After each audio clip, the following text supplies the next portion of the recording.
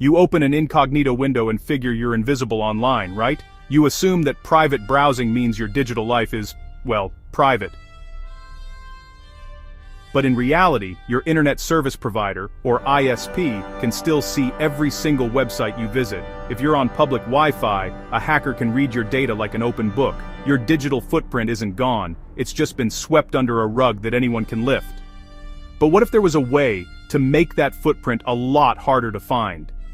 In this video, we're going to break down the tech that does just that. Let's get one thing straight. Incognito mode is not an invisibility cloak. Its main job is to stop your browser from saving your activity on your device. It deletes cookies, site data, and your browsing history from that specific computer when you close the window. This is great if you want to hide a birthday gift search from a spouse who shares the same laptop. But that's where the protection ends. It does absolutely nothing to hide your activity from the outside world.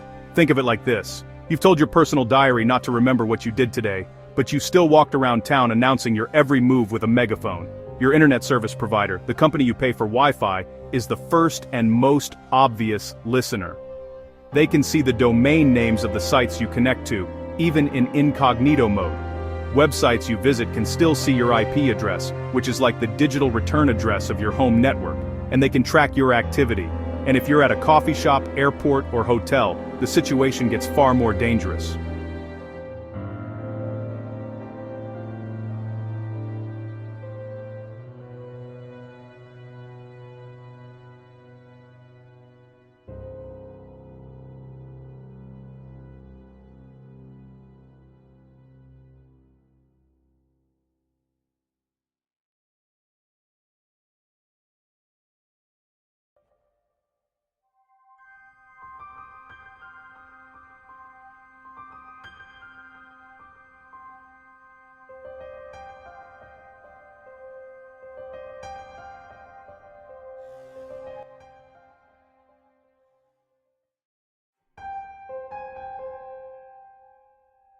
Public Wi-Fi is a playground for cyber criminals. Because these networks are often unencrypted, your data is sent in plain text, making it incredibly easy for a hacker on the same network to intercept it. This is known as a man-in-the-middle attack, where an attacker secretly positions themselves between you and the internet, eavesdropping on everything you do.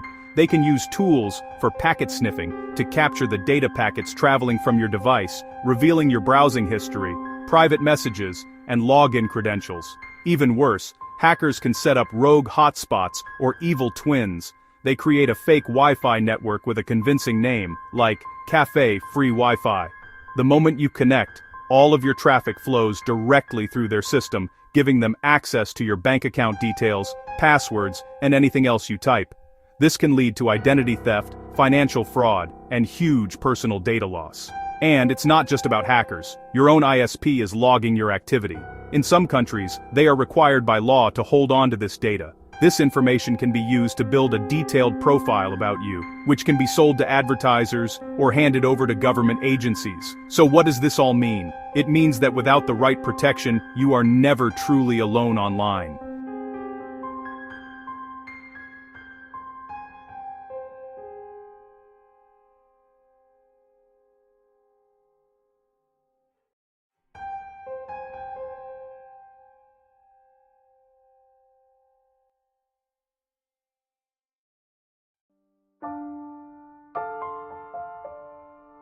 This is where the real solution comes in, the Virtual Private Network, or VPN. A VPN is a service that creates a secure, private connection over the public internet. It's the tool we were talking about. In simple terms, a VPN does two fundamental things to protect you. First, it hides your IP address. Instead of connecting directly to a website, you first connect to a remote computer run by the VPN company, called a VPN server. Your traffic is then routed through that server. As a result, the website you're using sees the VPN server's IP address, not yours. It's like sending a letter, but instead of using your home address as the return, you use a secure post office box in a completely different city. Second, and most importantly, it encrypts your data. A VPN wraps all of your internet traffic in a layer of powerful encryption before it ever leaves your device. This means that even if your ISP or a hacker on that coffee shop Wi-Fi were to intercept your data, they wouldn't be able to read it. All they would see is a stream of scrambled, unreadable code. So, how does a VPN actually make your data seem to disappear? It uses a combination of two powerful concepts: encryption and tunneling. Let's start with encryption. At its core, encryption scrambles your data using a complex mathematical formula, called an algorithm. This algorithm turns your readable data into an unreadable format called ciphertext. The only way to unscramble it is with a specific decryption key. Modern VPNs use incredibly strong encryption standards like AES 256 and CHA-20, which are the same level of encryption used by banks and governments to protect sensitive information. Now let's talk about tunneling.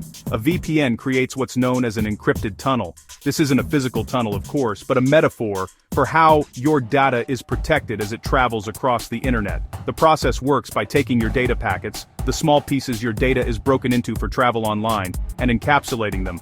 Basically, your encrypted data packet is placed inside another outer packet. This outer packet is what travels through the public internet. Imagine your data is a sensitive document. Encryption puts that document in a locked metal briefcase. Tunneling then puts that briefcase into an unmarked armored car for its journey across the internet. No one can see inside the car, and even if they broke in, they'd still have a locked briefcase they can't open.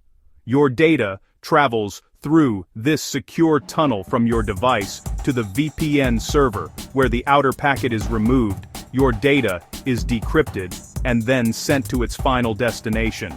This whole process ensures your data is shielded from prying eyes the moment it leaves your device.